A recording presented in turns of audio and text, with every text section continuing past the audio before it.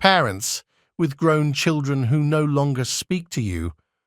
What do you think led to the estrangement? My kids still speak to me, but not much. I'm better than I was, but I was a crap parent. Poverty was part of it. Hooking up with the wrong men just to have a little more income or not to pay for childcare. Bed, chemical, decisions. I got myself cleaned up, got out of debt, got rid of the guy who was harassing my boy and acting like the girl, our kid together, could do no wrong. My parents were atrocious, and I really thought I was much better. Actually, I was much better, but I wasn't enough better. It was hard for me to show love because I never experienced it myself. There were times I didn't hear from my boy for years, and honestly, I know I deserved that. I wrote him a long letter, apologized for my faults, and honestly have tried to be better. We have a much better relationship now, and while we are not super close, we have something, and I'm grateful. I was much better, but I wasn't enough better. Ding, ding, ding. I really wish a lot of parents could admit this. My own father was a pretty shit parent, and I try not to let my anger cloud the way I talk about him, because people are nuanced. However, even though there were times where he really shined as a dad, there were so many unforgivable, inexcusable moments that outweigh any good he ever did. When I talk about his parenting, I always say he did the best with the tools he had, but he didn't have very many tools, and he didn't care to acquire more. I'm happy you and your children are slowly working things out. It sounds like you've done a lot of very hard work on yourself. Rooting for all of you. Once you get married, you must accept that your life changes from me to we, 40 years in December.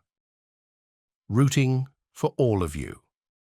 Once you get married, you must accept that your life changes from me to we, 40 years in December. Rooting for all of you.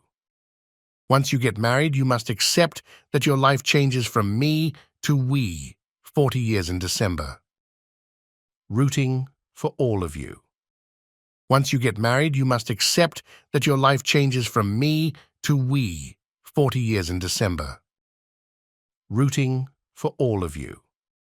Once you get married, you must accept that your life changes from me to we, 40 years in December. All of you. Knowing this, why are you still married to your wife? Stayed during the marriage so as not to leave the children with her, and I didn't trust the court system to grant me custody. Also suffered from depression as a result of her abuse to me. Being in the military, I thought, the next move will help. The next duty station will help. One of the kids moving out will help. If I treat her nice, it will help. It never helped. I was so used to enduring. I never knew what it was like to be safe. Kids are all moved out now, so they're safe. Couple years ago, I got to therapy and meds and was finally able to take control of my life, especially the finances. A year later, I'm much better, in control of my life, ignore anything she does or attempts to trigger me. I was able to pay off $35,000 in credit card debt that she never paid. Always put in effort for her. No matter what you do, over a long enough period of time, the tedium of your daily life will make you want to take her and her love for granted. You have to actively fight against this doldrum of complacency. You have to always try, always show your love. Because the second you allow your relationship to stagnate, it will also begin to deteriorate.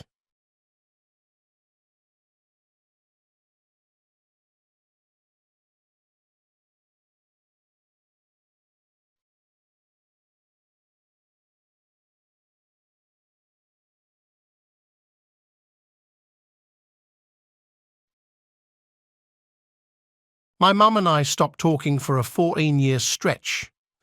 When my son was very little, we were on vacation with my mother.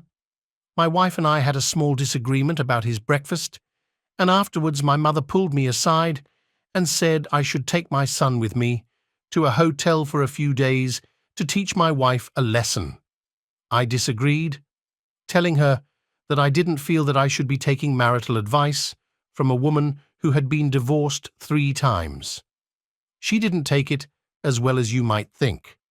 We finally started taking again when my grandmother passed away and have been fine ever since.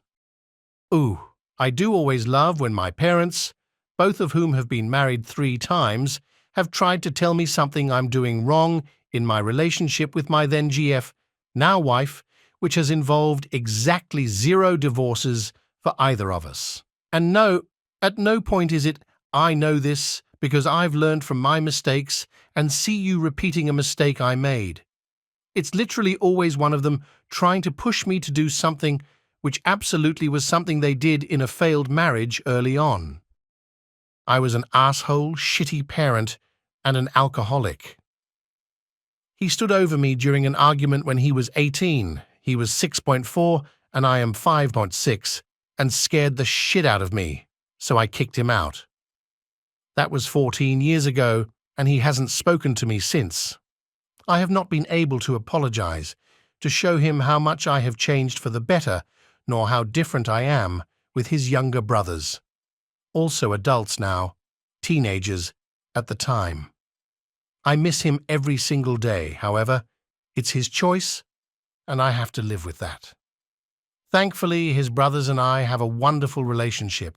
It took a lot of hard work and tears, but I am so grateful they are a huge part of my life, along with 2 grandchildren now. Most of the comments already mentioned compromise. Also, don't forget a date night once in a while. Bring home flowers for no reason. Learn to listen. No chores are specific. If something needs to be cleaned or picked up, just do it. No need to keep score.